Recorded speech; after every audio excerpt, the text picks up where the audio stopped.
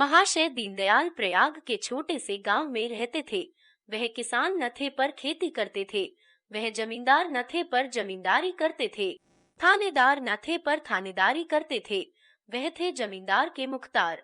गांव पर उन्हीं की धाक थी। उनके पास 4 चपरासी थे, एक घोड़ा, कई गाय भैंसे। वेतन कुल 5 रुपए पाते थे, जो उनके तंबाकू के खर्च को भी काफी न होता था। उनकी आय के और कौन से मार्ग थे, यह कौन जानता है। जालपा उन्हीं की लड़की थी। पहले उसके 3 भाई और थे, पर इस समय वह अकेली थी। उससे कोई पूछता तेरे भाई क्या हुए, तो वह बड़ी सरलता से कहती बड़ी दूर खेलने गए हैं।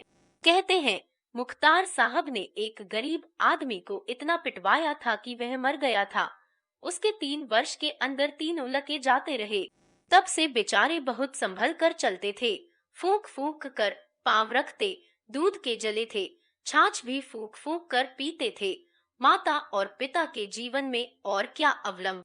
दीनदयाल जब कभी प्रयाग जाते तो जालपा के लिए कोई ना कोई आभूषण जरूर लाते। उनकी व्यावहारिक बुद्धि में यह विचार ही ना आता था कि जालपा किसी और चीज से अधिक प्रसन्न हो सकती है। गुड़िया और खिलौने वह व्यर्थ समझते थे, इसलिए जालपा आभूषणों से ही खेलती थी।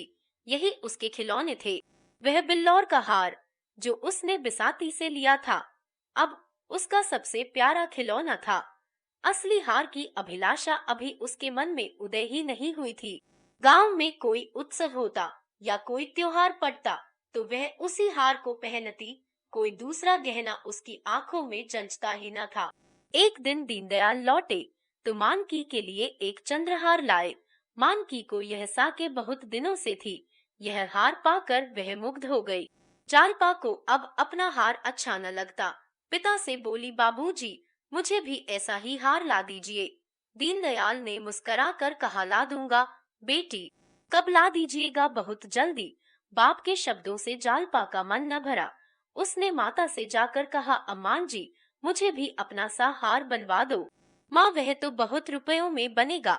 बेटी जालपा, तुमने अपने लिए बनवाया है, मेरे लिए क्यों नहीं बनवाती? माँ ने मुस्कुरा कर कहा, तेरे लिए तेरी ससुराल से आएगा।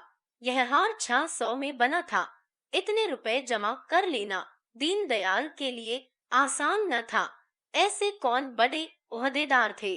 बरसों में कहीं यह हार बनने की नौबत आई। जीवन में फिर कभी इतने रुपए आएंगे, इसमें उन्हें संदेह था। जालपा लजाकर भाग गई, पर यह शब्द उसके हृदय में अंकित हो गए। ससुराल उसके लिए अब उतनी भली कर न थी। ससुराल से चंद्रहार आएगा, वहाँ के लोग उसे माता पिता से अधिक प्यार करेंगे। तभी तो जो चीज ये लोग नहीं बनवा सकते, वह वहाँ से आएगी। लेकिन ससुराल से न आए तो उसके सामने 3 लड़कियों के विवाह चुके थे। किसी की ससुराल से चंद्रहार न आया था, कहीं उसकी ससुराल से भी न आया तो उसने सोचा, तो क्या माताजी अपना हार मुझे दे देंगी? अवश्य दे देंगी। इस तरह हंसते खेलते 7 वर्ष कट गए और वह दिन भी आ गया जब उसकी चिरसंचित अभिलाषा पूरी होगी।